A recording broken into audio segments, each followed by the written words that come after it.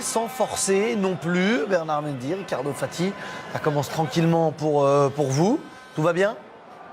On n'était pas inquiet dès le départ, mais c'est vrai que... Surtout quand on a vu le premier quart d'heure de la Tanzanie. De la victoire. Excusez-moi. Oui, mais il y a l'adversaire en face qui est bien évidemment très faible. Mais on a pêché sur le dernier geste. On aurait pu être victorieux de ce match à 3 voire 4 buts. Mbaye a mangé aujourd'hui. A mangé. En plus, il est sorti très frustré de ce match. Et bon, on est content de la victoire. Et c'est le plus important. C'est le plus important. Il y a beaucoup de choses à améliorer aussi sur ce genre de match.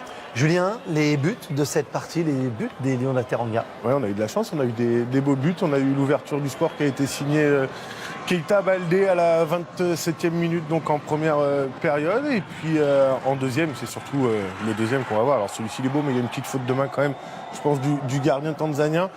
Le deuxième but, il est tout simplement magnifique. Et il est signé Crépin Diatta.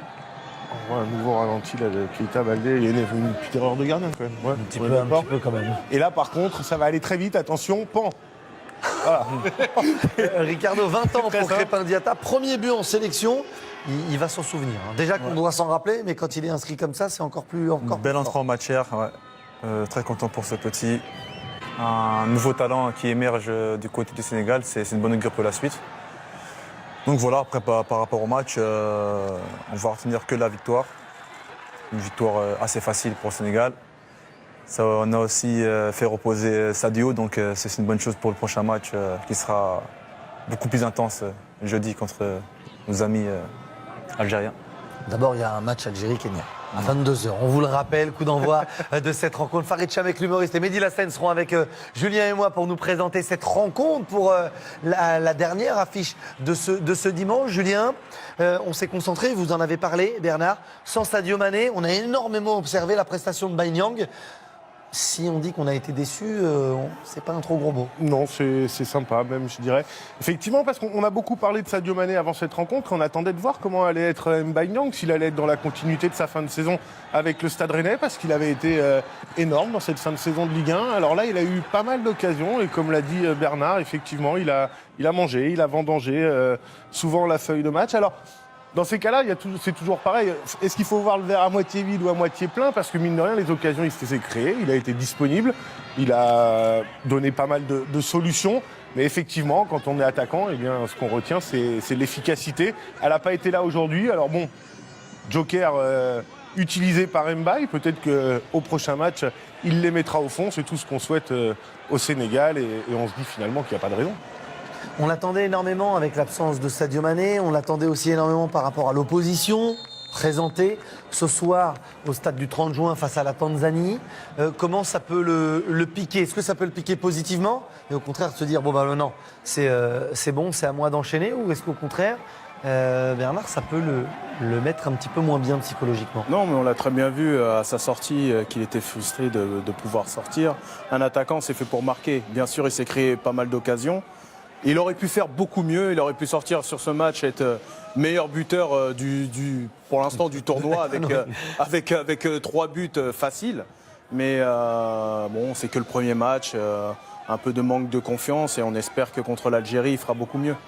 Est-ce que le retour de Sadio Mané vous conforte, ou est-ce que là vous l'avez pris comme un match joker, ce qui s'est passé ce soir? Non, match joker, non. Parce que c'est vrai qu'il y a toujours un peu de tension, un peu de pression lors des premiers matchs. On ne sait jamais ce qui peut se passer. Bon, là, ça s'est bien déroulé pour le Sénégal.